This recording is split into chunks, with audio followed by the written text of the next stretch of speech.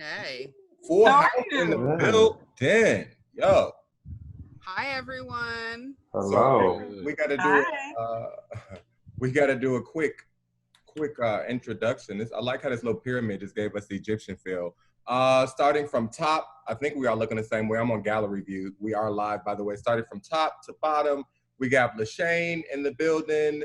We got myself, JoJo. We got Isaac Hayes. We have Cecily. We are the hosts of The Privilege Show. We have Syms in the middle, right? Stephanie Caston over here. She's in LA as well. Trey Rich, choreographer. Daleth, am I pronouncing it right? Frontline worker, choreographers, activists. Yo, it's gonna be a great conversation. So thank y'all for joining. Usually how we run things is we would talk about music news, a little bit celebrity entertainment, gossip and all of that stuff. But right now I can't help but to think and know in my soul that the world cannot focus on anything but what's going on right now, which are the protests and the riots. So I'm gonna share a video with you guys soon to kind of kick off some of our conversations. But yeah, let's kick it off. Seth, I'm gonna start with you. You shared a very interesting video that went viral this week. When y'all get a chance to check out our Instagram, Cecily Jamelia, as well as on YouTube, Cecily Jamelia. But share with us some of your thoughts on why you created the video and what were your reaction to the video. Excuse me. I've got good problems because there's a couple of videos that went viral this week, so I'm like, which one do you want to talk about? What was the most interesting one to you that you thought was the most? Because I know you talked about one specifically where there was the woman at Walmart in the car Target, Jennifer at Target. Jennifer at Target honestly started off as kind of a way of, I guess, being frustrated with what was going on and seeing this woman make a fool of herself and laughing at her, to be honest with you. And I just went through all these different videos of different angles of what was taking place. But delving deeper in what was going on, I mean, obviously I felt the need to talk about the seriousness of the matter and the heart of the matter, what was going on. So I created a video that really kind of took people through what happened in Minneapolis and over the course of that night while everyone was sleeping. So I opened up the video with, while you were asleep, right. place because my daughter shared what was happening at about 11 p.m. and we were having a kiki over Jennifer, and I just kept going and going and going. So I put that video together. It was rendering at 5 a.m. I posted it, I think I did a couple of versions. I posted it about 7 or 8 because I felt like, look, I don't know if you guys know this is going on, but I just need to give folks an overview of where we are so we can catch up. And it just kept going. That's pretty much the nuts and bolts of what's behind it. But as a creator, I feel like it's our duty to kind of intercept some of these things because we're getting a lot of images and there's not a lot of context. And as a more mature person, I think I can process this. I've been in this situation. I've seen this happen before. And so I feel like we have this experience seeing the younger folks, my daughter, my son, they don't have a lot of understanding. They don't have a lot of, history. I'm talking to them about how they feel. And so I was like, now that I'm putting stuff out there, I'm adding some context to it. I feel like as creators, we have that responsibility to do that. Lashane, you're looking at me. I feel like you got something to say on that. Oh, I'm in full agreement. I do think that as entertainers and things like that, it's not just about shucking and jiving, so to speak. I do think that entertainers do have a duty and a responsibility to use their platform for these types of things. So I was really happy to see that you did those videos. And for those who don't know, Cecily is an amazing YouTuber. She's been doing her thing for a while. So if you haven't checked her out, check her out. But she always has some really great tidbits about what's going on. And she's always very insightful. So I'm sorry, I was just very in tune, but no, I don't have anything to combat or anything what you were saying. Oh, no. I didn't think it was gonna be a debate moment, but I just definitely, I got a feel for my girl over here. So I was like, I know she has something to sprinkle on it. But just to throw out one more thing, I have had to tell my young marketers, stop marketing, stop trying to sell right now. Like, this isn't the time. Meet people where they're at, their hearts and minds and interests. It's not about making it sell, perhaps providing some sort of credibility, creating a brand relationship. This is why you should buy the pillow for me, because I'm a person that cares about you first, and then come buy these pillows at the end of all this. You know what I mean? So I just think that also needs to be communicated too, that there needs to be a reason behind why we share at all. Yeah, at least right now. That's good that you're sharing that, and thank you for sharing that too as well. This is a group of creatives and entrepreneurs, frontline workers, side gigs, a lot of things going on. Mentioning that, we have our latest addition to the Privilege Talks, Privilege Show, Mr. Luckie, creative director, choreographer, among many other things. So we have a nice group of people talking. Hey, y'all. Nice group of people having some conversations. I wanna dive into the frontline work conversation really quick. Not even really quick, but Daleth, I want to know what's been going on for you. So, I mean, we're protesting, a lot of stuff is going on, we're rioting, but coronavirus is still very real. What are you experiencing, being a frontline worker with your line of work right now with the riots? Are you seeing less people in the hospital, or more people coming back in the hospital? Like, what's going on with that? Yes, well, first off, thank you for having me. We definitely need to have more discussions as far as what we can do as a community to, make sure things aren't happening. Rest in peace to George Floyd. It's just, no words. And even looking at the video, the EMT people, I was discussing with my mother, she's an RN as well. And, the EMT people didn't even do the proper procedures. They all need to be in jail. You know what I'm saying? Like, that's one of the reasons why I even got in the medical field in the beginning, because it's like everyone deserves to be treated with respect. Like, it shouldn't have to be something that we even have to ask for. Like, we're right. And it's really unfortunate because, like you said, we're all dealing with this coronavirus and just trying to be sane. So it's like everyone's kind of just at a boiling point at this moment. But I really think it's important that we, put ourselves in positions so that, we get this, the system is corrupt, and we really need to put ourselves in positions so that we can actually make a change and not just talk about it. We have to make actions. We have to do things, So. Well, speaking of that, I'll go into this message with you guys a little bit later in the episode, but I was abused. I was attacked on social media for posting, I agree, writing is not the way, however, time is up. I was attacked by a former peer in our dance community who felt, a different way, and I'll tap into that. But speaking of this whole power and passion, I see, Will, you having a flag with the young Black man in the back. It looks beautiful. I can't help but to call you out and shout you out on that. So you obviously are about the culture. Obviously, we all are. But this is something that you've, Lashane did mention that you were a founder, which started the NAACP in Pasadena or Glendale. Is that right? I helped found a college chapter some years ago. Nice. And then was on national staff and served on national leadership for the organization. Very nice. So, I mean, I think people have a lot of critique and it strikes me as odd that people have more outrage for the destruction of property and buildings than they do for the loss of life. And I think it's confusing because people keep conflating the idea that this is about just George Floyd, when it's really about all of the numbers of the almost 239 people who have been killed by state-sponsored violence over the last 5 years. You look at George Floyd, you look at Aerick Garner, you remember Kendrick McDade here in Pasadena, you talk about Michael Brown in Ferguson. So it's not just one thing. And then you lump on top of that, our president failed to act on knowledge about this health risk to the country that's turned into a global pandemic.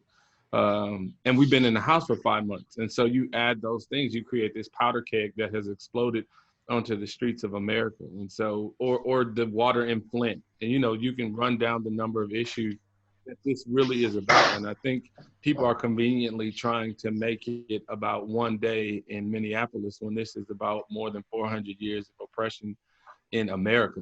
And so for me, as a father of a young Black man, as a Black man myself, as a person who's involved in it, I think it would be sick for me to criticize anyone who has taken their frustration, and the frustration has turned into looting, has turned into anything.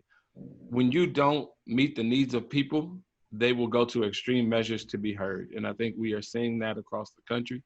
We're seeing that in LA. Sure, some people are taking advantage of it, right? I've seen video of people running out of Alexander McQueen and they don't look like anybody on this call. I've seen images of people spray painting things on buildings and they don't look like anybody on this call. And so some people are trying to subvert the movement, and some people are trying to provide misinformation or redirect the message. But the people who are out, and the people who are, and some people are out riding horses in Chicago or doing other things, but that's because they are frustrated. And that's because a foot has been on their neck for more than just a week. A foot has been on their neck. I'm 35 and I know the foot has been on my neck for the 35 years that I've been here. And so however the frustration is expressed, I'm in support of it. We can get more clothes, we can get more buildings, but we can't bring any of those lives back. And so I just want to stand in solidarity with young people, with old people, with Black men, women, and lift up the voices of the Black women who are standing and doing the work across the country. So many times Black women are putting their bodies on the line to protect us and to raise that message. And this just for me is a moment to bring unity in the Black community, whether that is in with my brothers, with the members of the Black queer community, because I think, I'm a cisgendered African-American man who recognizes that as a privilege. And so it's also time for me to protect my brothers and sisters of the queer community and raise that voice and put my resources and my privilege to work for all parts of Black. And I love that, and thanks for sharing that. That was well said. I love that you shared. Was somebody speaking? Sorry. I love that you were sharing that, Will, and thanks for sharing that. Speaking of the LGBTQ plus community, I did see a lot of posts on the gram, on Facebook, talking about how, the people didn't feel that there were enough support from the LGBTQ plus community in regards to George Floyd, all of that. So I'm glad that you did speak on that. Our creative community, Trey, Rich, how has this affected not just the protests? I mean, we have this whole thing is very, very layered in a few different ways. You were talking about the outbreak of the coronavirus, 2020 technically being canceled. How has this affected you as a creative, your work, as a producer? Like, where do you stand with this whole thing that's going on right now? Well, it doesn't affect me right now as a producer because I'm able to do my content from home. And then I have a studio that I work with just a producer. It's still socially distanced, so like we're good. Like when it comes to like my shows and things, like I don't have any production situation. But when it comes to like the fashion stuff, I just and it's weird because a month before the Corona situation hit, I had finished the production. So I was planning to take like a couple months off just to sit the hell down. Because, as artists and what we do, we run ourselves ragged. We don't have a chance to just sit down and fucking think. Sit down and even think about the things that are happening before they hit social media and the news. So this was the time for me to kind of literally just like sit down, get my ducks in a row and plan for a level up for my voice so I can be a bigger voice to help some people. So it's been a very interesting time for me, but a very introspective time for me and for a lot of you. But it hasn't affected my creative process at this time. It just all kind of happened to work out for me. But I know a lot of people that are struggling, a lot of people that are like really confused because like they relied on what they were doing just before the Corona hit. And now it's just kind of like, where is my life to some people? Yeah, and that's a great point. Luckie, Mr. Luckie, you teach, shout out to old school skinny, I always get tongue tied with the privilege show. Old School Skinny, follow on Instagram. They have been doing great things for over 5, 6, 7 years or so, or if not longer. But my point in saying that is you were doing what you are still currently doing pre-corona. And Trey just spoke about, you know, how some people were, you know, trying to stay afloat and running businesses, small businesses, or you know, whatever before corona. Has it affected your business? Do you feel like, you know, you felt the impact of the coronavirus now, the protesting, being a black business owner? Thank you for having me. And thank you for coming. There's no way in hell you're not going to feel some type of effect from what's going on. As a business owner and having what is deemed to be an essential workers position, we got shut down our first week trying to do our Zooms and live streams from the city of Westwood shut down the studio, and they said that there were too many people there. But once they got a wind of what we were doing and the amount of people that were helping, they continue doing what we were doing. So that is a privilege and an honor just there. Start getting all of the emails and the text messages and the DMs about how this is saving people's lives and feel so free when they're dancing and how they feel so free when they be able to connect in that way with people. It's not different from what we did in class. We would have 40 people, you know, sometimes 50 people in class, and they're hugging, they're sharing, they're crying, they're telling us that they're staying off alcohol because they're now in our class, or they brought their daughter or their granddaughter, or all the granddaughter and the daughter, and they're all able to connect in a way. And so we miss those in-person opportunities to fellowship, to uplift each other, to be able to say, it's all good, let's dance and sweat it out and laugh and cry together. But we still aren't on live, not the same. Yeah. Not the same for instructors of any level, whether you're doing fitness or professional dance, to not be able to see and feel the energy of students in the classroom. And so I know that it's great now, but we want to get back.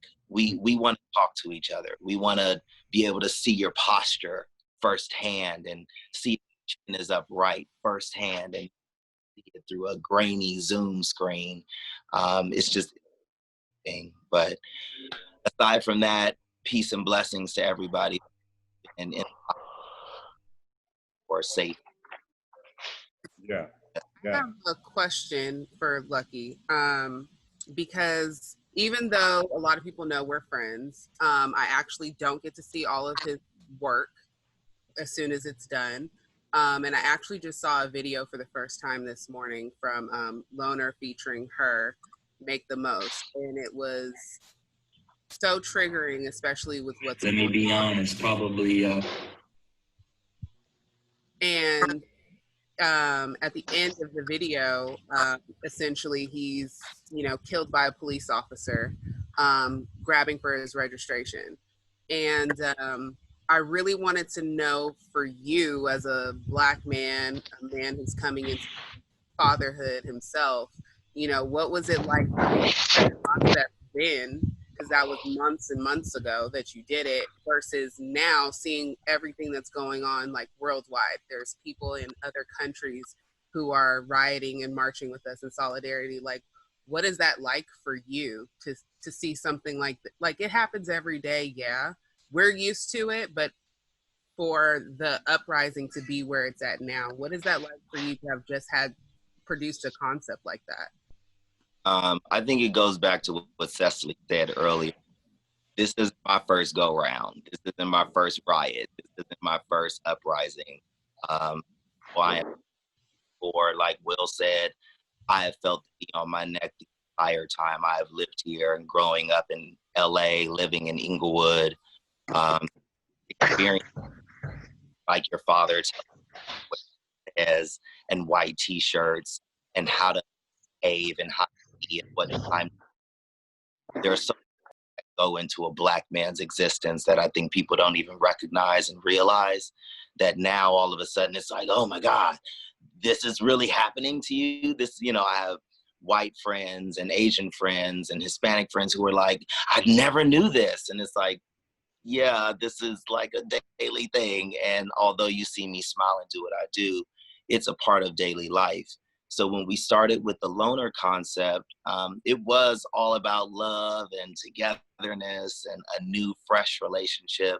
But as a Black man in America, that same relationship just has certain endings to it that we can foresee and some we can't. And so I just spoke from my truth, to be honest. Like, I didn't try to come with a concept that was socially relevant, because really at the time we were kind of in between the police shootings.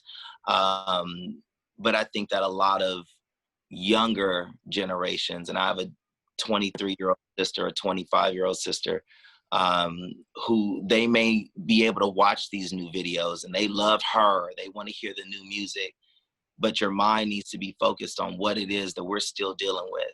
And something that is as simple as a music video where you're able to watch love blossom and, you know, the girl dancing with him and all the lovely essences of Black love. There's also that one thing that we deal with that sits in the back of our minds whenever I leave home or whenever I see a police car, that I don't want that to happen to me.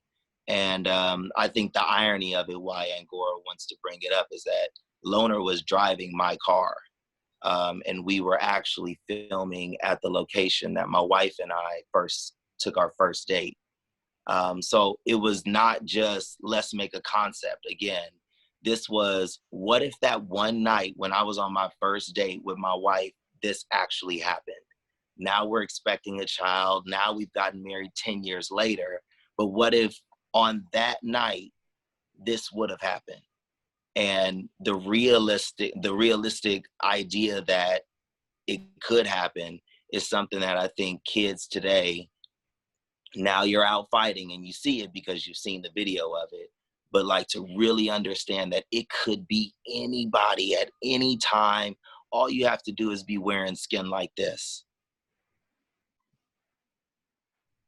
Thank you for sharing that.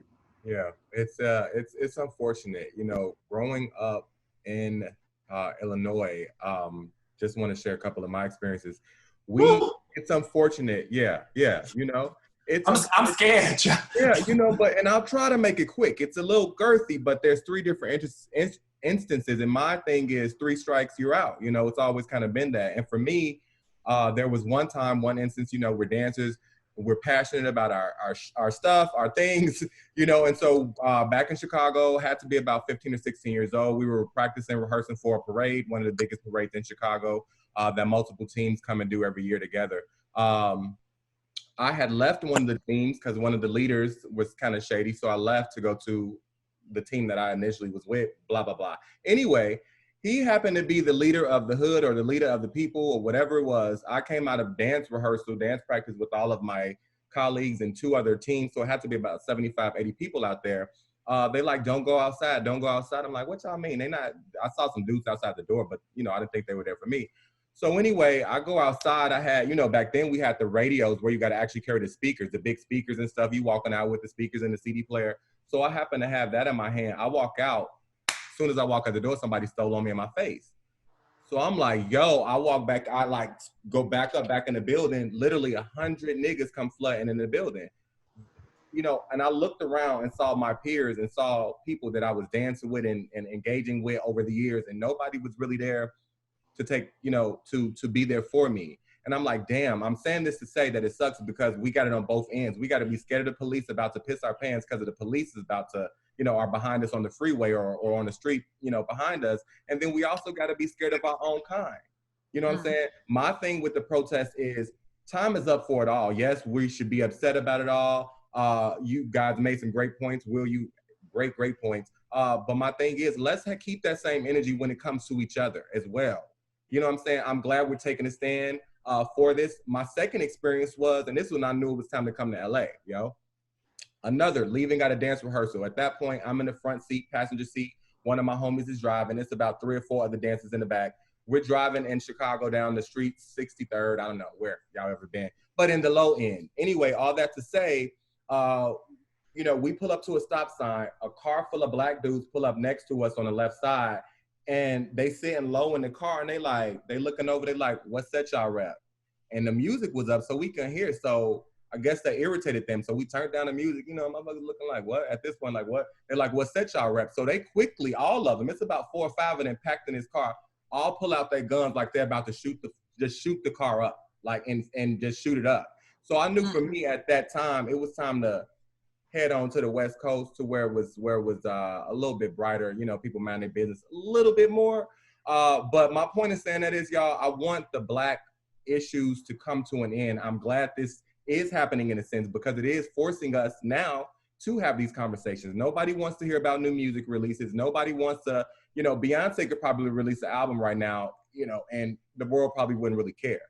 You know, there is one video that I wanted to bring to you guys, and Stephanie Caston, she is in the education after program field, assistant manager for a few different educational youth programs, as well as a multi-degree college graduate. So Stephanie, I want to get your input. I'm gonna show us all this very quick video, but to me, I think this summed up. I'll just let you guys see it. But hey, friends, and well, let me be honest. Probably before this video is over, some of you will consider me as an enemy. But I wanted to share a couple minutes about my thoughts, not only on the tragedies that we have been experiencing over these past months, and especially these last couple of days with the shootings of our Black men, but what I'm coming to learn over my 23-year journey of being a white man, living and ministering amongst my Black family here in several inner cities of Chicago. And I'm going to speak very black and white because, let's be honest, it's a black and white issue. I want to take you to the book of Exodus, chapter 1, and I wanted to share a little bit of what took place prior to the rise of Moses.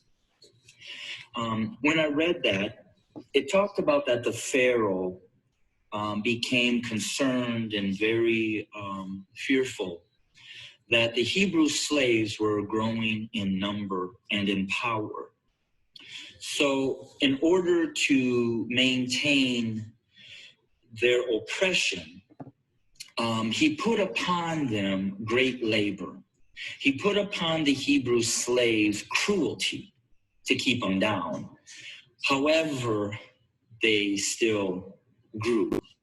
And so he brought together some midwives, and he instructed them that when a Hebrew boy was born, kill him. Well, these midwives did not follow, and the Hebrew slaves continued to grow. Eventually, the Pharaoh became so hatred and towards those Hebrew slaves that he made a decree. He put out an order that male baby boy Hebrew slaves were to be killed by casting them into the Nile River. Let's look at America. We brought blacks into this country as slaves. We never intended them to be anything other than a slave. But they began to grow in number and in power, and eventually they fought their way to some freedom. So we became even more cruel, and to keep our Black Americans down, we lynched, but yet they rose. So then we used the welfare system, the criminal justice system, to keep them down, contain them, to destroy them, but yet they rose and they're rising. Then we built prisons and jails to hold them. Yet they rose. And so now we are doing exactly what the Pharaoh did at the end, sending out a decree, kill them. Hit me up on Facebook.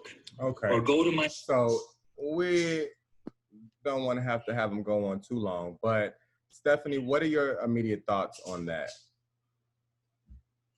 All right, you can hear me, right? Yeah. All right, thank you for having me on. My immediate thoughts are, I agree with the analogy. We were brought to this country nothing more than slaves. They stripped us of our history, they stripped us of our language, our identity, everything possible. And then when it's over, they did nothing to repair that damage. When we finally came together through segregation, we were building something very strong. And then again, they tore that down. They made sure they tore down our Black Wall Street. They made sure they bullied us every single way, including the KKK.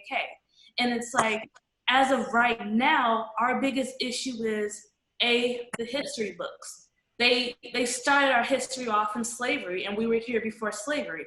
And another thing is the justice system. They make sure that the police officers, can kill us without any, without being reprimanded. It just keeps growing and growing. And then finally, we're coming together, and then they just do anything that they can to just tear us down. They want to make sure that we don't come together as a people, and it's sickening and it's sad. What upsets me the most is the fact that it was this incident that finally broke the straw that broke the camel's back. It was this incident. We've been talking about this for 5 years now, 5, 6, 7 years. And it's like, oh, really, And then all these celebrities like, oh, we stand with you now. Like, well, where was this 5 years ago? Because the second we said Black Lives Matter, you countered with All Lives Matter. And it made us seem like when we said that your life didn't matter as well. So what are you gonna do to change? Are you gonna help change the laws? Are you gonna change the history books? Are you gonna stop calling the cops on us? What are you going to do? And I just want so many things to change. If we can change how we operate grocery stores in this pandemic, we can change a lot of things in America too. Absolutely. So I want to tag on to that statement. One, just to speak to the stuff about the things that happen between us. I think it is time for unity, but I think the crime happens in proximity, and so I think that we get lost when we focus on this black on black versus white on black crime. If I live around Black people and I commit crime, generally I will perpetrate it against Black people, or if I am white, I will generally perpetrate against white people. So I think that's we have to focus on, what this is. And I think Stephanie's right. This is really about this continued failure of the state or of government to protect human rights and to protect us as Black people. When the response to Black Lives Matter is All Lives Matter, that speaks to what the true issue of our country is. We can't even say it's important to protect Black people without people saying, well, humans, right? When they want you to donate to cancer, the AIDS research programs don't go, well, AIDS is here too. Somehow there is space for us to be able to fight for other issues. But when we bring up our own, everybody wants to remind us that the human race is experiencing something negative. So I think it is just an outcry for us to be recognized as humans. And it's the statement that was made in the 60s with I am a man. We are just simply saying we want to be humanized. We don't want to be threatened because we want to watch birds in New York. We don't want to die because we play with toys in a Walmart. And so I think that is part of what this cry is like, as a Black man, no matter what, one of the default things is fear. One of the default reactions to you is fear, whether that's somebody clutching their purse or switching sides on the street when you walk down the street. And so I think everybody's screaming out, I want to be human. I just want to add one last thing. What bothers What bothers me the most is the fact that people that are not Black view us as being okay or successful because these incidents are one-off incidents. Like, oh, you know, Sandra Bland, that was that one-off incident. Because we're so successful in being celebrities and in the entertainment industry, they view that as Black people as a whole are succeeding. But they also have to realize that that's just one industry, and that's because they allowed us to thrive in that industry. In any other industry, we're not getting hired, we're not getting promoted, you know, we're not starting our own businesses or allowing them to be, you know, franchises. Like, they continue to keep us down. They pick and choose where we can be successful at. I think that what people, if we were going to talk about also a specific group of people or white people, is that no matter what you achieve, no matter how much money you have, no matter how much education you have, there could be a moment where you have an interaction with a police officer or a person and you're reduced to just being Black or nigger. And that's the fundamental issue. It's not a lot of sentences. It's like, can I not be judged for my skin? Can I not be mistreated because I have this skin? Can I not be targeted because I have that skin? I think that is the disconnect. And I think that's why All Lives Matter immediately says everybody matters. It's like, yo, it's basic. This is the reason why people have a problem with me. And that's not fair and it's not right. And all it would honestly take is for everyone to say, you're right. That's true. And then for us to move on. I want to tag on that just a little bit. Even though, you know, right now the focus is, you know, Black people and white people, there's such a disconnect and just a broken system in general. Like, this race issue is just like the tip of the iceberg of what is wrong, not only in this country, but in this world due to the Eurocentric mindset. So if you think about it, we're all, as humans, we're all different for a reason. Like, we all come from different areas that we're great at something. Like, for instance, India, they have a specific something that they're really good at with textiles. If you go to Asia or Japan in particular, they're very good at precision, they're very good at movement, very good at copying certain things. Same thing with Korea or something like that. And you go to a different country, there's something else that they're great at. When it comes to the Eurocentric or white man mindset, the strong point of them isn't a particular thing that is tangible like a lot of us ethnicities have. Like, for instance, Black people, we have entertainment and certain things that we're great at. We're great athletes. We have a specific muscle tone. We have a specific color to our skin.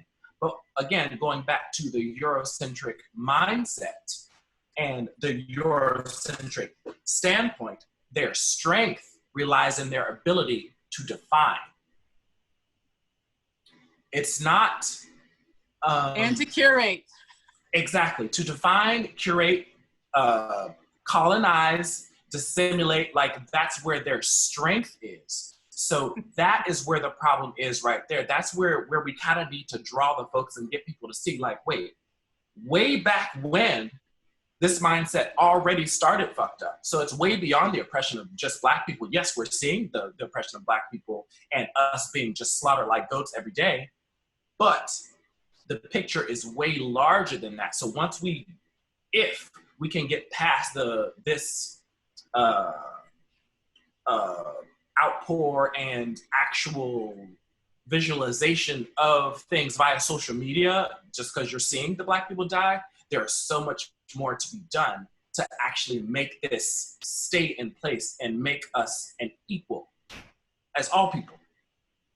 Well, I think that people are I mean, it's a fight against white supremacy, right? Mm-hmm. So whether we're talking about decolonizing educational spaces or simply asking for human rights, white supremacy can be seen in oppression. The oppression of white supremacy can be seen in several communities. Our Latin brothers and sisters were just locked in cages and are still being locked in cages. And there were ICE raids yesterday during the protests. So that oppression isn't exclusive to Black men or Black women. And we recognize that it is it is a system of white supremacy that we are challenging. And I think the focus is, how do we decolonize this space, right? How do we break down the thought that this Eurocentric or the European model of life is right, and that, or even beautiful, or even the thing that should be. And I think a lot of that lies in creating our own spaces. I think one of the challenges, again, to white supremacy is we had our own spaces. If you look at the Greenwood district of Tulsa, Oklahoma, of which today is the 99th anniversary of its destruction. And so, you know, I think we have to look at how we create protective forces for our communities, and how we exercise our Second Amendment rights and our right to bear arms to protect ourselves. Because what we know is that when we create our own spaces, they are often attacked. And so we have to be vigilant in protecting them. And we have to, as we talk about building and creating our own, much like the work that you all do, how you have created your own lanes, we have to do that in business and education and other places. And then we have to have accountability and protection. So that, you know, I think we're all in agreement about kind of the way forward is becoming insular and making sure that our dollars are circulating amongst each other. Great points. It's so layered. It's like where to start. No, there's so much. It is so much. And I'm wondering, you know, when are we going to start boycotting? You know, protesting and rioting. I'm not going to say that there isn't a space for it. I think there is, and I think it's all necessary at this point. But getting back to making spaces for ourselves, you know, when they did the boycott for civil rights, when they stopped taking the public buses, they set up transportation within the communities to make sure that everyone could still get to work, make sure the kids could still get to school. They set up food pantries. They did all these things. You know, Black Panthers were major in those specific things. And, you know, that was torn down. Do you guys think that another boycott is necessary? My personal opinion is that it is. I think that we need to see another rise of the Black Panther Party. What do you guys think about that? I'll be the first to say I feel like a boycott would be a little bit more strategic than the protest. Not saying that neither one is great. I do think that that's painting a better message for us to say, yo, we are making a space of our own. We are supporting Black businesses. Black business owners are being honest. They are shipping their products when they say they are. We are making it happen. So I would have to say, yeah, I think boycotting is a little bit more beneficial, and I would probably support more boycotting events than me going and putting myself in harm's danger, tearing out the windows at Melrose. That's just my privilege, though, you know? Speaking of, I received an invite to this Blackout Day 2020. Have you guys got that on Facebook? Yeah. Okay. July 7th? Is that what that is? Yeah. Yeah. So yeah. But it has to be sustained. I think more, you know, I know that we talk about boycotting, but I think we have to make the focus. Like, what are the Black businesses? Where will you get your toothpaste? Where will you get your, like, you know, there are lists and lifting up that work of Black entrepreneurs. And so we need to compile those lists and distribute those lists of resources. And like, you know, and I say this wearing Nike shorts and Nike shoes, but I need to buy some Big Ballers. And Big Baller, they can't be $400, but you know, we have to find the shoes. I have to divest from these companies. And I think that's part of it. In addition to boycotting, divest your money, pull your money out of those places that support police forces, pull your money out of those places that support the oppression, and put your money in your community. Because as you put your money in your community, those businesses are going to do an about face, right? We saw that with South Africa, and as companies divested and pushed for the divestment of those invested in supporting South Africa, we saw apartheid end, and we saw a global stance against the brutality that was happening in South Africa during the late 80s, or much of the 70s, 80s, and ending in the 90s. So we can do it. It's possible. We have a model. The Black Panthers have a framework that we can adopt that focuses on educating ourselves and feeding our community and meeting the basic needs our people, and then lifting up the work of scholars like J. Luke Wood and Frank Harris, and even at the USC Race and Equity Center, Sean Harper and his team, or Tyrone Howard at UCLA. So in LA, we are rich with Black scholars, or Kimberly Crenshaw's work on intersectionality and understanding how it all ties together.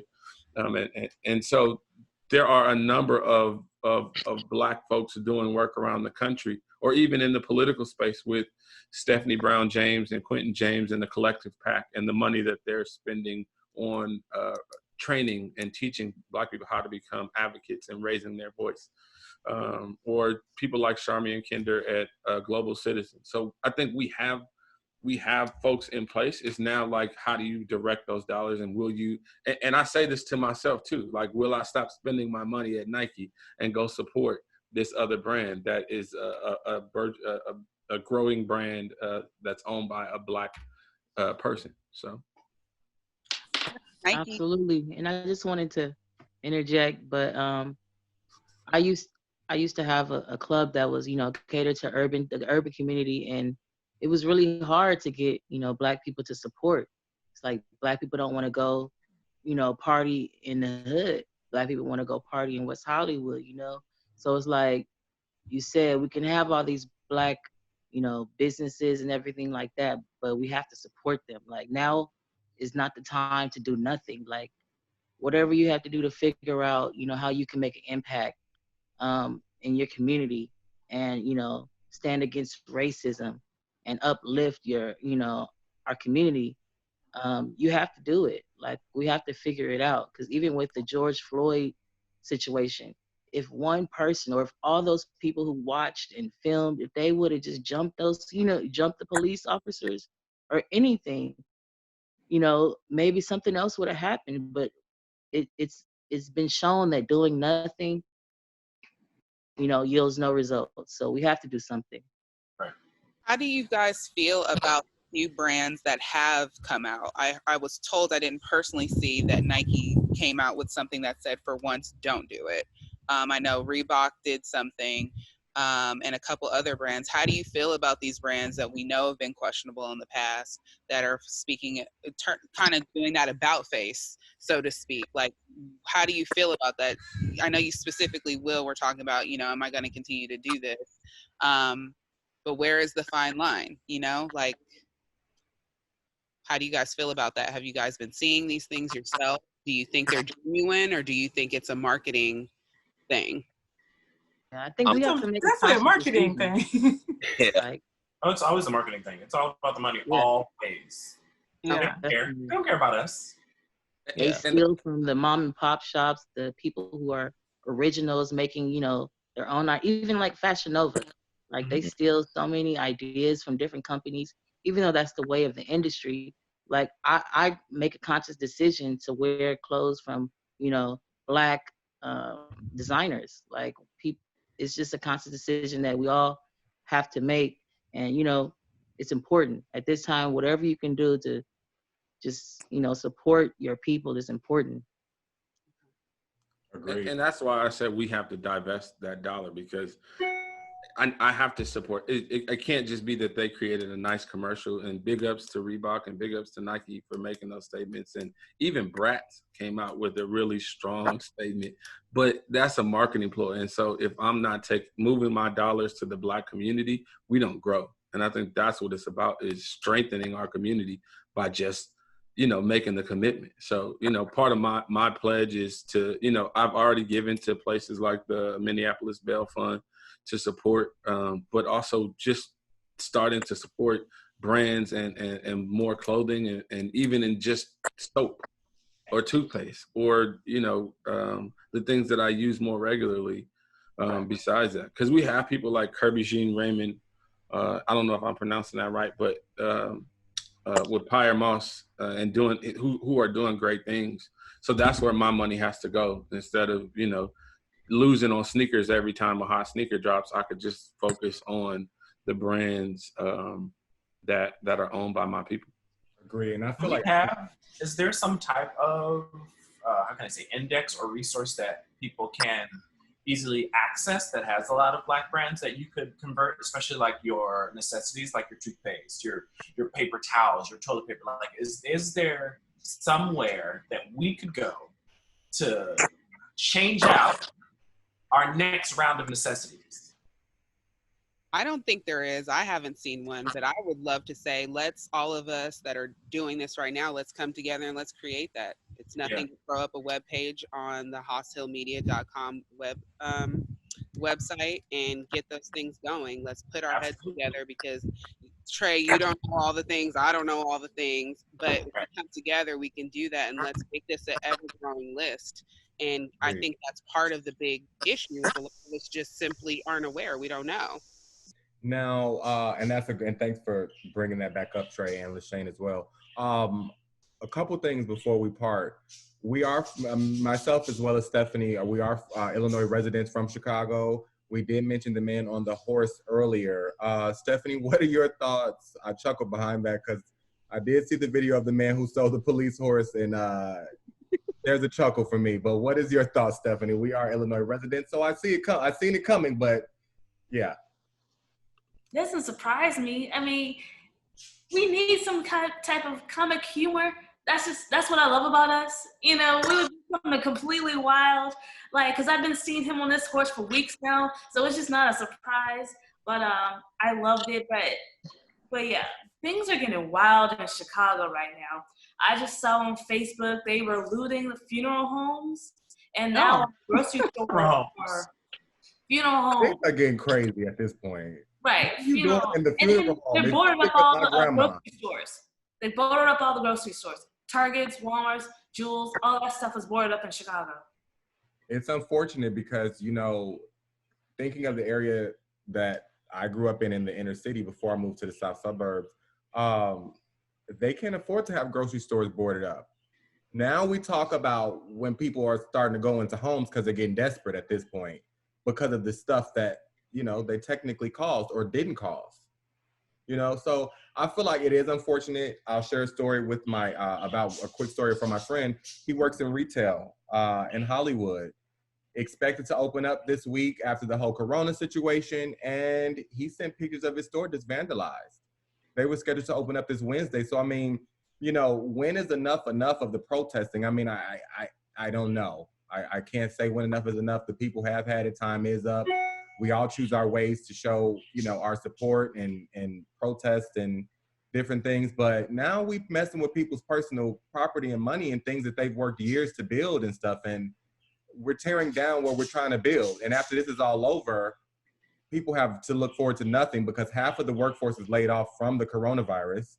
Right. People are still looking for work. And now the people who did have jobs at the smaller boutiques and little corner stores, they shut out of work too. So now people have no choice but to get desperate and to start, hopefully not, but I can foresee going to people's homes and shit. I thought, you know? But again, we kind of have to take the we out of it because it ain't always us. It's a lot of them, like making it look like us. You gonna come on, slide in a wolf in sheep's clothing, go ahead and bang some shit out, knock out some windows, and then give it to you.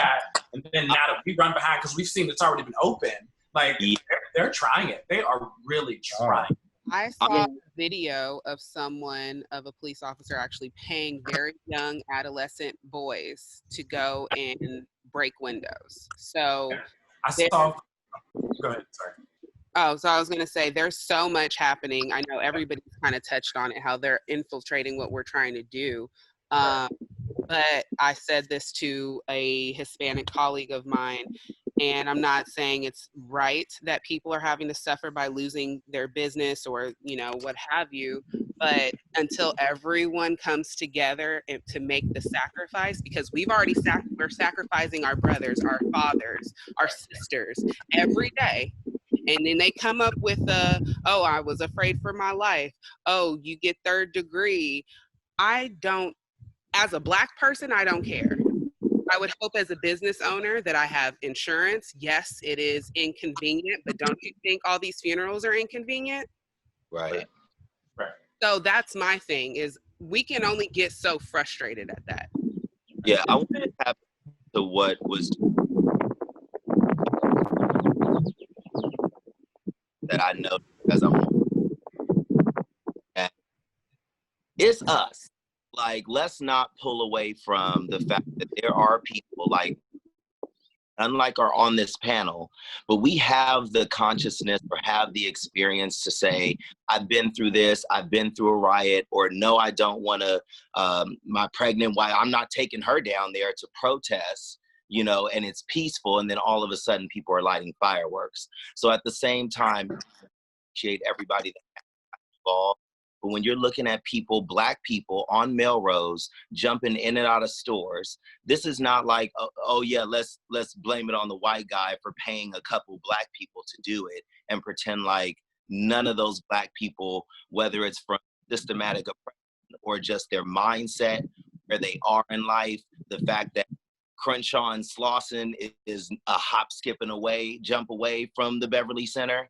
And some of those people are like, no, I haven't felt the luxuries of Sherman Oaks. So the Black Sherman Oaks can kick back, but I'm going to go up here and do what I need to do and maybe jump into one of these stores or get some shoes that I can sell maybe next week or whenever I can sell them. So I think accountability is definitely, we got to keep it at the forefront, because as much as we're saying, yes, let's buy with these Black companies, I follow too many Black business sites that post Black toothpaste owners, Black laundry detergent creators, Black hair businesses, Black clothing companies, and those companies are still struggling. And so does it take more people to die for us to say, oh yeah, okay, I'll support my Black companies now because I don't want to go support Nike and it's all a marketing ploy?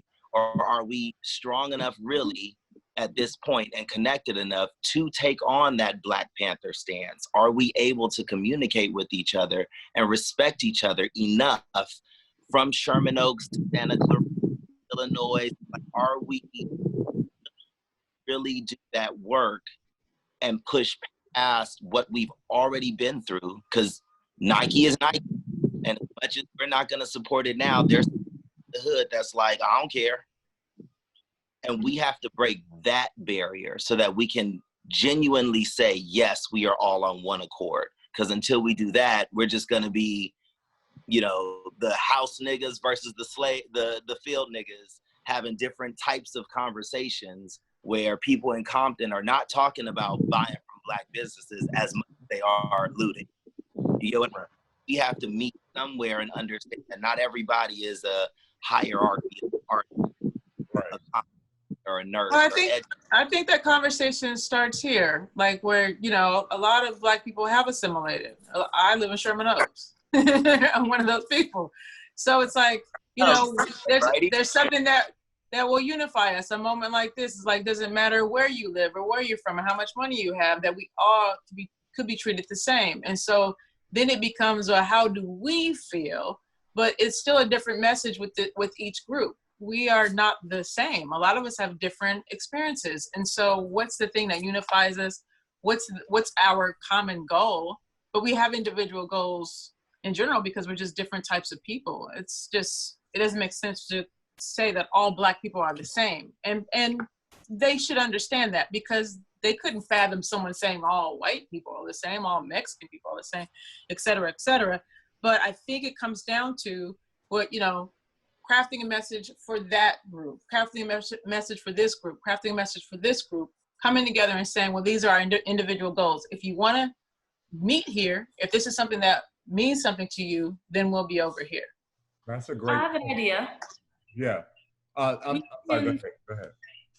Oh, I was going to say, we can start by supporting Black-owned businesses, because I agree. You know, not everyone is thinking about down in Compton, thinking about buying Black-owned. We can start it building up our Black-owned businesses and putting our businesses in their neighborhood so that they don't have a choice but to buy Black-owned. Because right now, all these big corporations are profiting off of convenience. It's so convenient to go to Target, Walgreens, because it's right there. You can just walk to the store. But if we start building us up and then putting them in those neighborhoods, they don't have a choice. So it starts with us, and then we'll bring it to them. And actually, now is the time. Like, now that the playing field is kind of level due to Corona, This is the time to buy some property. This is the time to open a business. This is the time to reach for funds because there's a bunch of loan forgiveness happening. Probably a loan that you will ask for right now will fall under loan forgiveness and you won't ever have to pay that back. Like I have a friend that asked for a business loan. She got disapproved for it. But before that happened, they sent her money. And they sent her a letter saying, I'm sorry, we didn't approve you, but we hope your advance will help you. Have a lovely life. So this is a wake-up call for all of us. So for you, Lashane, I would love if you could put together some type of flyer for us to all post on our social media platform, asking people, do you have a black-owned business? What do you sell? Do you have a website? Like we can all start compiling from all of our platforms to start giving more of our people firepower. That's just the start. Like it's not going to change the world, but that is where we can start right now, where I feel something is tangible. Agreed. Also, I agree with that. Also, Will dropped a little tidbit for us. There's actually an app already called Official Black Wall Street where they have a lot of this as well. So I didn't know about that. So thank you for sharing that. That's super important. And so I will still take your advice, Trey, and start pulling that information because I'm sure everybody's not on there because this is the first time I'm hearing about that. I've never heard about it and I've been in business for 20 years. Dang, that's amazing to hear. Yeah. I've heard about it, but I've never delved into it. Right. So we've opened up that conversation. We do have a caller calling in from Los Angeles. And caller, are you there? Caller. Okay. Welcome to the Privilege Show. And what do you have for us? Hi. I think I see someone talking already. I'm sorry. What? Go ahead. I think there's somebody talking. I don't know if they can hear me. We can hear you. Go ahead. Oh. Hi. Yes, I'm sorry. I look like I'm a little delayed. Anyway, hi, panel. You guys are doing such an awesome job. I'm enjoying listening to this. And I just wanted to address one thing, possibly to Cecily. Under this, during this protesting that's going on and all of, I see this as being a lot of the younger generation and millennium. I come from the old generation when we had Martin Luther King and President Kennedy that were during that time. And during the time that we are now, what you guys are under now, there are no leaders that you have that the millennium that can follow. So who would you guys, Cecily or to the panel, think would be a good folk or someone that would stand out to help lead the new millennium and the younger generation? Because what I think we really need now is to pull this protesting together, have a voice that everyone can relate to. So coming from you of the new millennium, who do you think would be a good representation of that? It has to be all of us. One person can't. Yeah, I really honestly think that. I mean, as far as a strong voice like the Beyonce. Just kidding. Or because if you stepped out there, do you think that anyone is just going to stop and listen? Like the Jay-Z's or the Beyoncé's or someone in your peer group that you guys really relate to that can touch and reach out to the voices of the young millennium. But I think the question is, and thank you for calling in, caller. The question is who, and we talked about this maybe briefly a few episodes ago. Who is the like she said, Martin Luther King, Malcolm X. We don't have that. You know, who is that? You know, we don't have that. We all are now talking about breaking the barriers through these conversations. But who is some of you guys as leaders of the culture, or who would be the one to be like, yo, is it T.I.? Let's get this message across about boycotting. Is it Jay-Z? Is it the Carters? You know, who is the main face right now to be like, yo, let's get it done? Is it Colin Kaepernick again? I mean, I think it's important to recognize that they murder all of our leaders. They did Nipsey. Nipsey was assassinated. We can't do it by ourselves. We have to do it united. we have to do it united. I agree. But I mean, I think, Lashane, I think you're bringing up a very strong point in that she talked about Dr. King. She talked about John F. Kennedy, 2 men who were assassinated. We talk about Malcolm X. We talk about Nipsey, Tupac. When you start getting into, or even as you look at a lot of the organizers in Ferguson have mysteriously died over the last 2 years.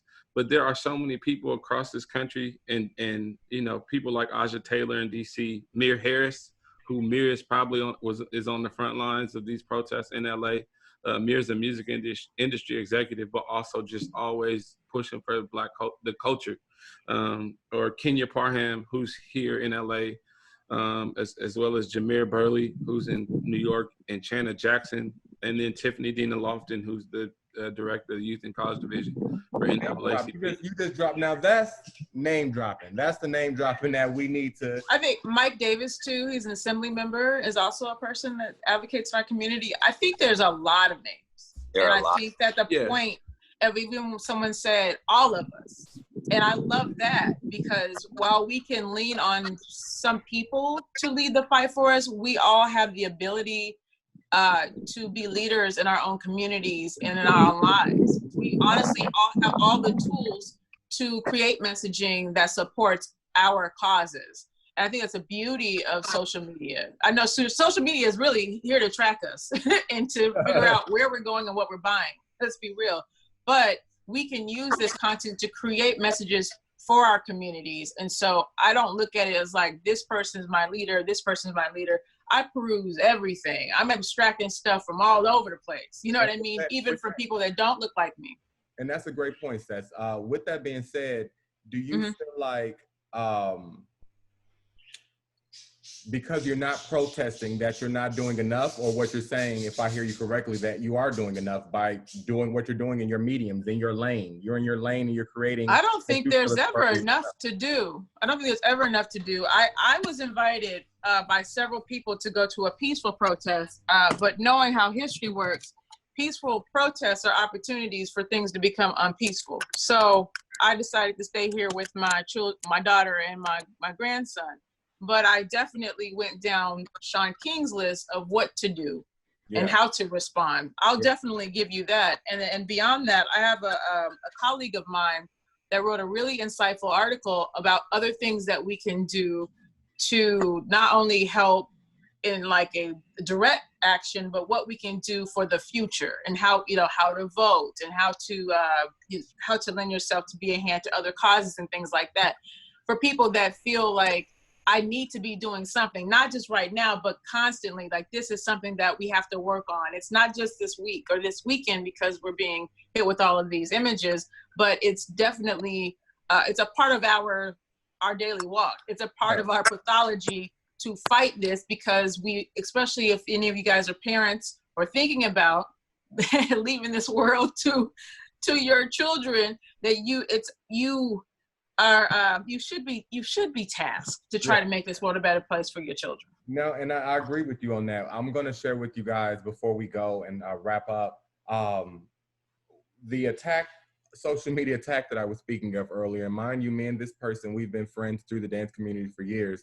So my post was, and I've since then been blocked. So my initial post was, I agree, writing is not the way, time is up either way, period. The person then came, and I had to screenshot this just so we could talk about this.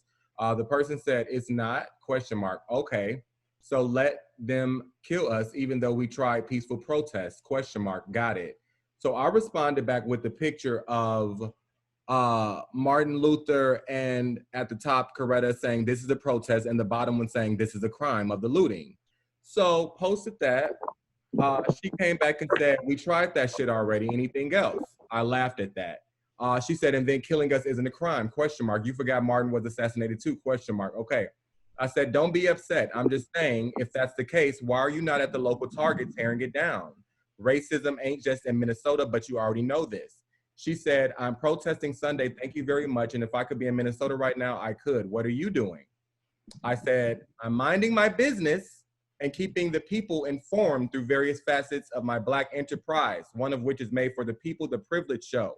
full episodes for the people can be found here. I dropped the link to even possibly today's episode. She still tunes into the show. So anyway, I said, let me know when you get a chance to check it out, my Black sister. Maybe on the way to the protest, So this becomes to get heated. She begins to, I usually don't subscribe to this type of shit, but I subscribed.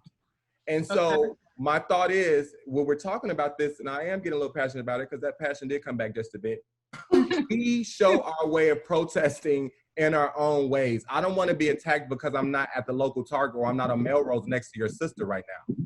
Let me do me. So when I said minding my business, to just clear that up, minding my business is meaning minding my business for what I feel I can do for the people, for our people, for the culture. I can't, if I wanted to protest, I would be down there tearing up Target right now. Let me also say this, for those people waiting for your local protest, this thing is way bigger than that.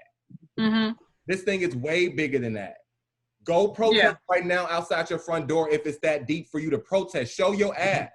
Get your own cast and people together and go to your local Trader Joe's. Don't wait for Sunday. That was my point. So to be attacked on a platform that's my thought, my process, and to be told I should be doing something else than what I'm currently already doing, which is having these conversations with Black entrepreneurs, creatives, etc. Well, there are influencers that are being canceled. My daughter shared something with, I think a guy's name is Desi, and he said something similar to what you said, and he lost 500,000 followers on Twitter. And I mean, as a person who represents a brand, you do separate how you really feel from what maybe your demographic might be into. And I do feel for you younger guys, because I think that a lot of the millennials kind of have a feeling of this is what should be done and this is how we do it. And they don't want to be told anything else. Well, I think that specifically about that is people keep telling people how to protest, right? And and Desi Banks specifically posted a picture of I think the march right before they got across the Edmund Pettus Bridge, which, as we know, was met with state-sponsored violence and people were bludgeoned and beat almost to death. And Kaepernick peacefully protested and then was banned from the NFL. And so I think that's the anger with people like Desi Banks. We did that. It didn't work. And so now it's turning into this, and young people are frustrated. So, I think when you have so many people, millions of people across the country that are frustrated, and to be told, well, you're being frustrated in the wrong way, that's why people are responding vitriolically. But I think as we all know, that we need all of it. We need the spectrum of protest. And whether you are setting something on fire, or you are hosting conversations and curating spaces where people can be thought leaders, we need all of it, because all of it contributes to the change. I think we just need to be careful at how we judge people for how they express frustration. And I think that's where people are saying, nah, bro, like, you can't do that. Yeah. I agree. I mean, it's definitely a crime. Stealing, looting, setting things on fire. Yeah, definitely. We aren't killing people. We aren't seeking revenge. We aren't lynching, white people. We aren't lynching cops. We're protesting in our own way. My protest could be not shopping here, but someone else's protest could be getting in someone else's faces. But we need it all, because we need to get that message across that enough is enough. You can't bully us anymore. Yeah, like at this point, my fucks have gone out the window, because literally, we're being told how to protest and to do it peacefully. Are we telling y'all how to kill us? Like, we tell you how to kill us. I'm like, is there a rule book there? Like, what the fuck? Like, how are you telling us what not to do even? Like, what? Oh my God. So did you guys see what's going on in Flint?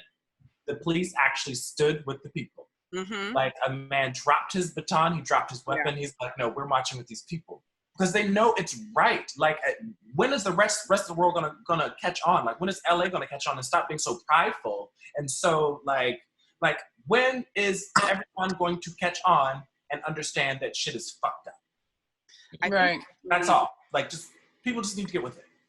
I think it's interesting that they continue to push this message like not all police are bigots, not all police are racist, not all police are murderers, but everyone who protests is a thug.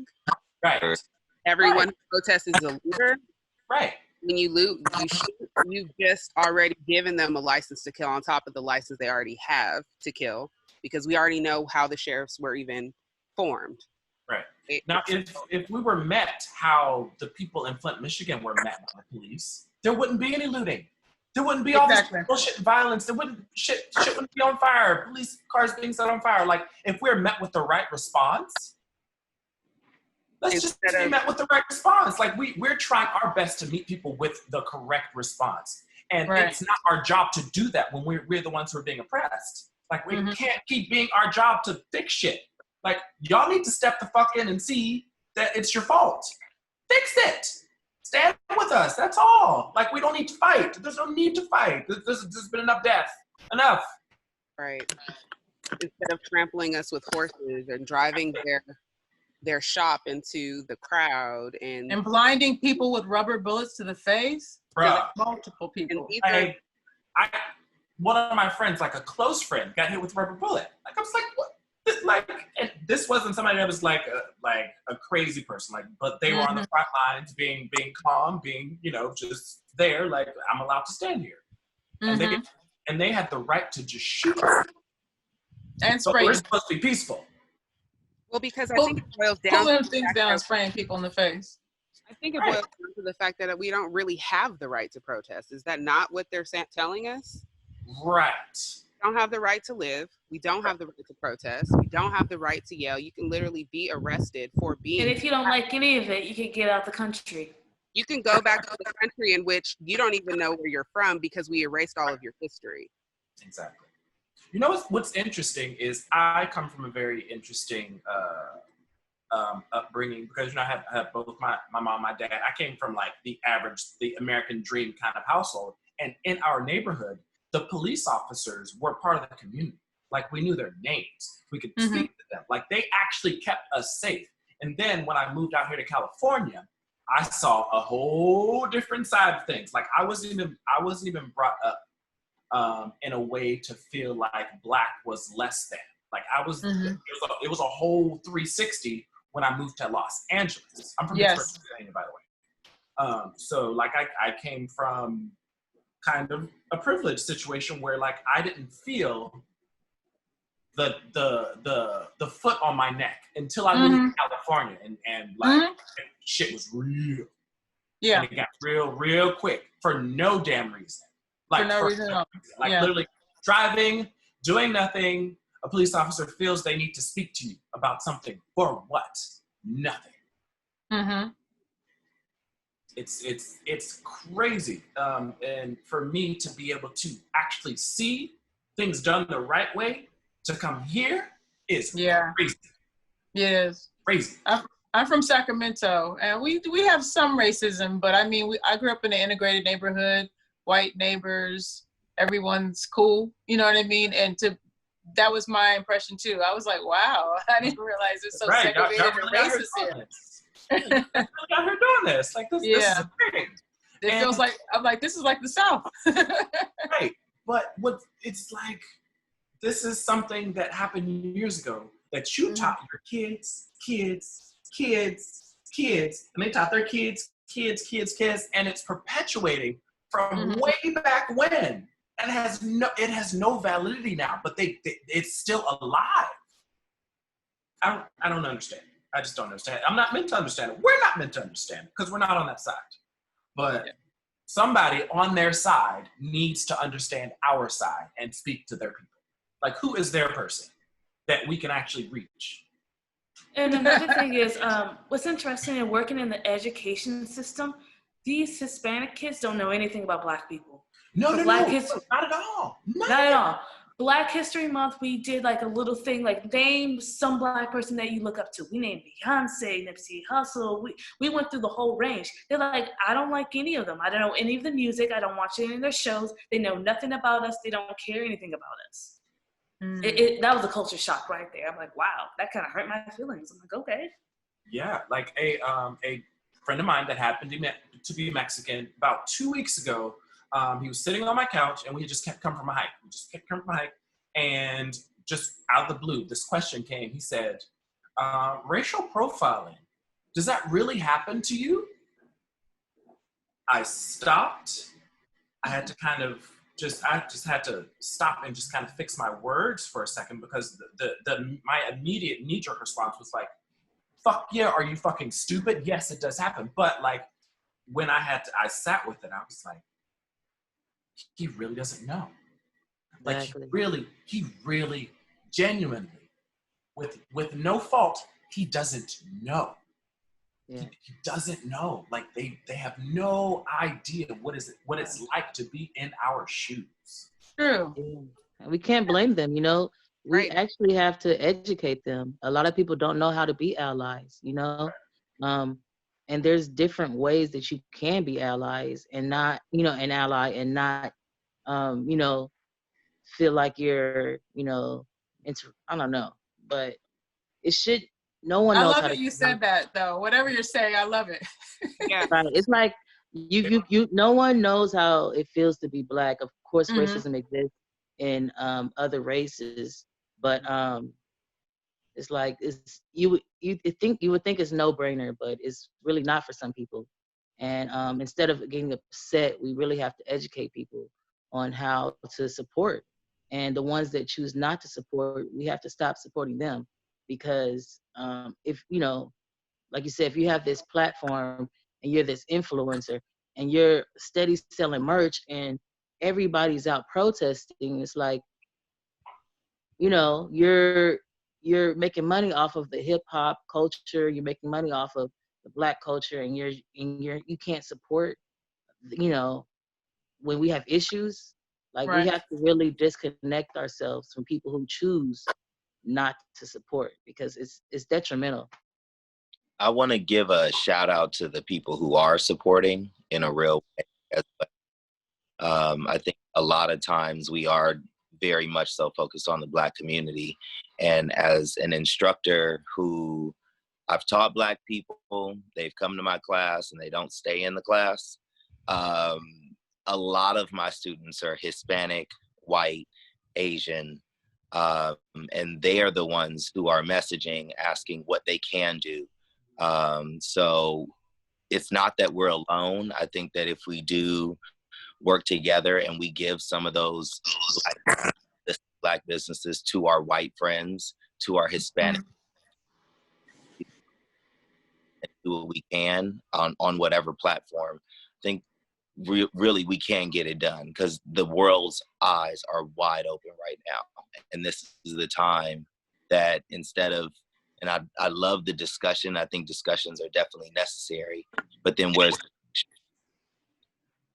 really for ourselves, the same way we've been posting all these hashtags, what do we do after that? And so I just say, let's connect with the people that are supporting. Let's continue to have the conversation, be something as productive as what's happening with the riots, because people are talking and they see what's happening. Right. Well, I asked my friends to publicly condone racism. I asked my non-Black friends, like, hey, I just need you to publicly say something about it. And thereafter, I created a little, my non-Black friends publicly condemn racism. If you care about a Black person, I encourage you to do the same. And what that did was it framed it in a positive way. Because I see the Rihanna post and everything, and I was like, I'm not going to shame you into doing this, but for those that are doing it, thank you. And I've seen this thing shared back with me. I've seen this go places. I've seen my friends respond to this in a positive manner where they've said something, not just for me, but I think sometimes when you talk about something as a human being, you're like, oh yeah, that's a good idea. You know what I'm saying? So just creating a conversation of like, yeah, I'm not here for this shit. And we all acknowledge that, then we can create something with that energy. That's a start. Yeah, and I think I want to tag it. Is it Daleth or Daleth? Daleth, yes. Daleth. I love what you said. I have to write that down for a thing I have a little bit later. I love the, because people don't know how to be allies. So like, if we can come up with a way that is easily spreadable to people that don't even know what our experience is. They're literally just getting blinded by with these new images of us being slaughtered by goats all of a sudden, and they're just like, oh, this really happens. Now they're just they're met with like oh, this really happens, but they don't necessarily know how to put what their new feelings about that are into motion. Like they don't know how to how can I say, they don't know how to tangibly use their make privileges. change with themselves and with their friend circles. So if we could find a way, like exactly like what Cecily was doing, like if we could find more of those to get those widespread, I feel like we could have a little bit more playing ground, a little bit more conversation, a little bit more firepower to get the message of unity across. And I think another thing, one of everything you guys have been saying is so on point. One of the things it takes me back to is I remember I've seen a few times saying like, it's not on us to educate you. And I agree with that to a certain extent. If you don't want to know and you don't believe in it, then it's not my job to sit here and convince you. I'm not going to waste my time. But I do think for those who are waking up, to those who are becoming aware, for those who are like, oh shit, this really happens, you know, we should be willing to have that conversation, especially if they're going to be vulnerable enough to come and say, yo, I didn't know that I was contributing to the problem by being so unaware. You know, I had a friend this morning call me and kind of share her experience and how she wasn't aware, but I was thankful that she came to me so I could give her some resources, so that I could say, think about this, look into this, because we've already said the history, the facts are not in the history books. So we can't really blame sometimes them for not completely being aware. And I think that's part of it. Right. I agree. Totally. Will, you just added a link in the chat for us. Can you tell us what this is about? Oh, I'm just adding links to anti-racism trainings and resources for people who want to educate themselves about anti-racism. There is a long, and you know, as you talk about people wanting Black people and other people of color to do the labor of having to educate them, it is unfair because there is a long history and there are a lot of resources available that people can just utilize to educate themselves. And then if you have authentic relationship, like I think, Cecily, you have authentic relationship with these people and you all are engaged in community. And so that's where that space exists. But I think before people go out and ask Black people, especially right now, to take on the emotional labor of consoling them for their white guilt and dealing with things like white fragility, you got to start to educate yourself. Come to the conversation with some knowledge because it's there. And there's a lot of resources available to you to be able to understand what your Black friends are going to. Because tomorrow's Monday and I got to go back to work. And I can't just go say F you to everybody. And so there is an emotional baggage that I will walk into tomorrow with and a performance that I will put on for 8 hours or 10 hours tomorrow. And so asking people to adopt to in addition to that performance, help you get over how you feel because your people are out there, go talk to your folks. You know, educate yourself and then go talk to some white people. If you are white, go talk to some Hispanic people or Latinx people. If you're a member of that Latinx community. And do the small things like, you know, stop, nigga's not your word. So, you know, to a lot of my Black and brown, my brown brothers always had this conversation. You want to take the first step, stop saying nigga. Here's an easy 25-cent way for you to incorporate some anti-racism into your life. Just stop saying nigga. It's not your shit, bro. That's deep. So are you saying that, excuse me, it's not that deep. I get the concept and I understand it. Are you saying that Blacks shouldn't say that to other Blacks? No. I'm talking about people who are not Black. So I'm saying how people, people love our stuff. And so when I talk to my Latinx friends, because I've grown up with people in that community, and I said, you cannot use that word. That's not your word. And so if you want a 25-cent contribution to anti-racism, stop saying nigga. I've been blessed enough to not have any of my African-American friends to never step out of bounds and say that. You know, on a flip note, you know, I do have a lot of living out here in Los Angeles. You do get a lot of Hispanic friends, and I learned from them, and they taught me the word paisa, and they was like, you know, you don't want to say that to. So I play around and joke with them and say it, but they was like, you don't want to say that when you're around other Hispanics. If you call them paisa, that's like pretty much saying nigga, how we're talking about it. So I'm like, wow. And, you know, I kind of thought of it lightly, but no, I respect it. I'm not going to say it. You asked me not to say that. That's something you and your culture does and can play with each other with. I got you. Do y'all thing. You know what I'm saying? So I get it. Closing. So I have a friend named Paisa. Wow. So. Wow. Yeah.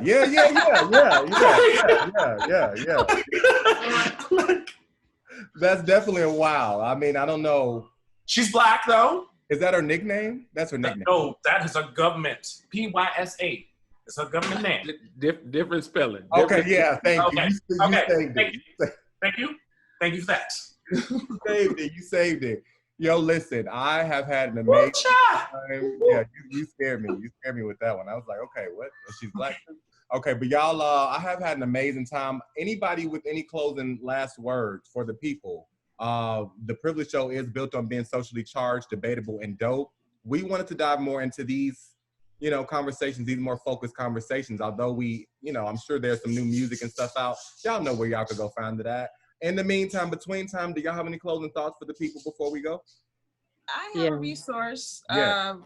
A friend of mine, his name is Chris Denson. He wrote an article called Black Lives Matter, 10 Tips to Make Lasting Change.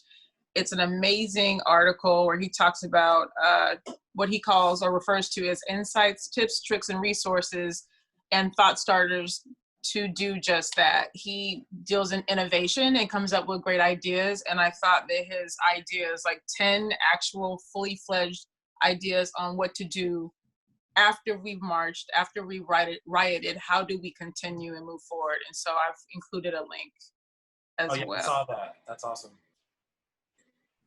Yeah, I just wanted to add, I hope everyone stays encouraged.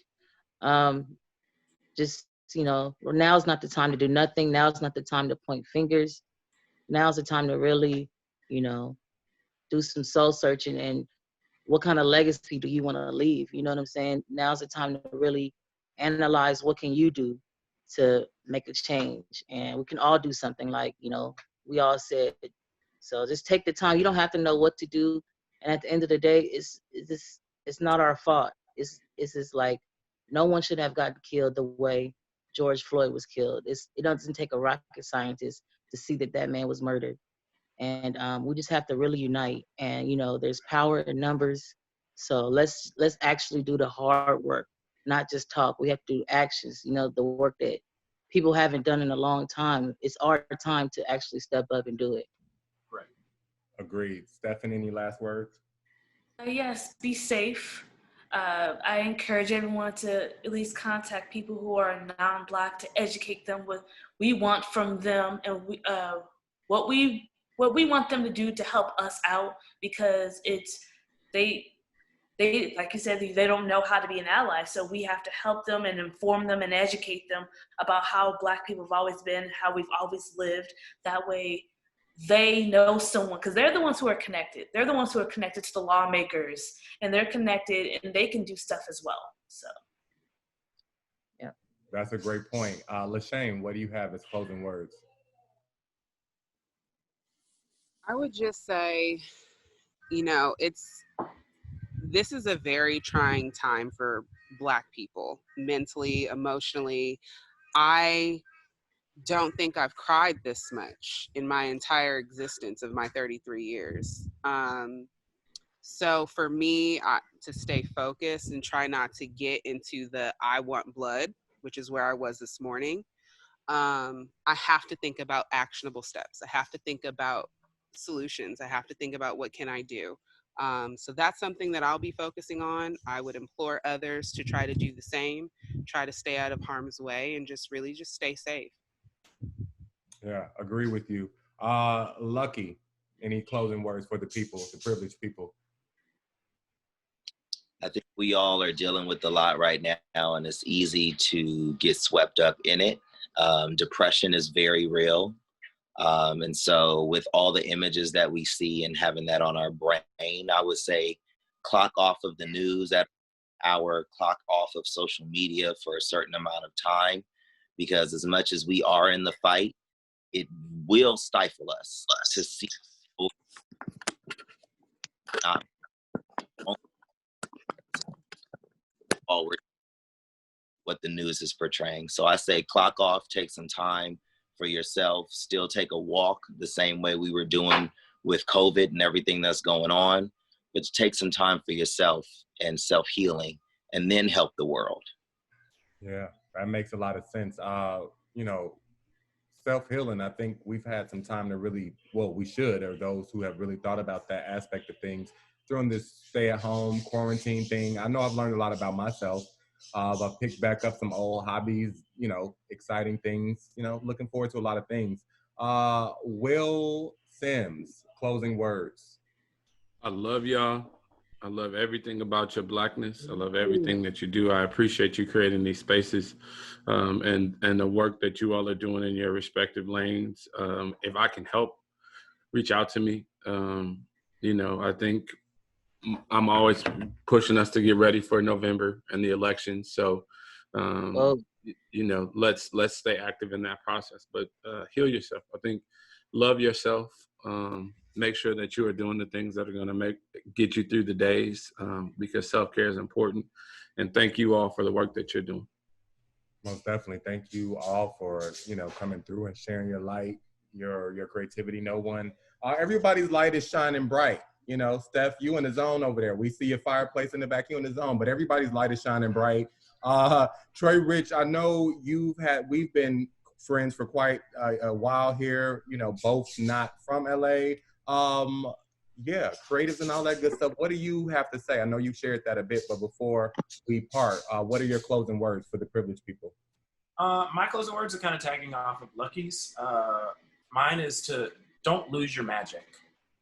Like, do not lose your magic and love. Like, a lot of us, we are born with a lot of magic and love, and something like this that kind of breaks us for a moment can make us feel heavy, and we can walk through life different only because of this instant. But it is our duties to keep up our magic, even if it's for a day. You have to put on a fake smile. It is not helping anyone to drag. It is not helping anyone to make things heavier than they need to be. Like, this is a time where we need to keep people's minds open, keep people's minds on the target of likeness and lifting everything to be equal. Like, we can't, like, on a regular day basis, look at white people crazy or look at, you know, someone as if they oppressed you.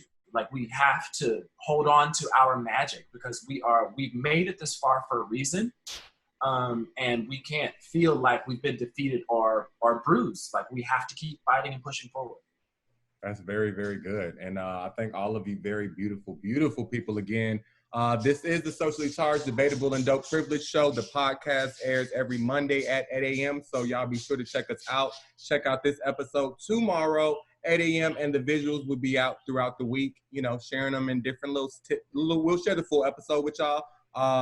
But we'll also share little points that we captured because we did go over a lot today. So in the meantime, between time, y'all stay blessed. Corona's still real, so y'all make sure y'all got the mask on, you know. Yeah, mask up, y'all. Mask up, for real. So in the meantime, yeah, wait, I ain't got one close, but something like that. Yeah, Will is prepared. We can be real. I'm about to be real fashionable. Right. Oh, look at this. Right, you got a little bedazzled. Oh, is that Mortal Kombat? I'm feeling very Afrocentric. I love that. I love it, y'all. In the meantime, between time, y'all stay safe and thanks for tuning in. All right, peace. Bye, guys. Bye.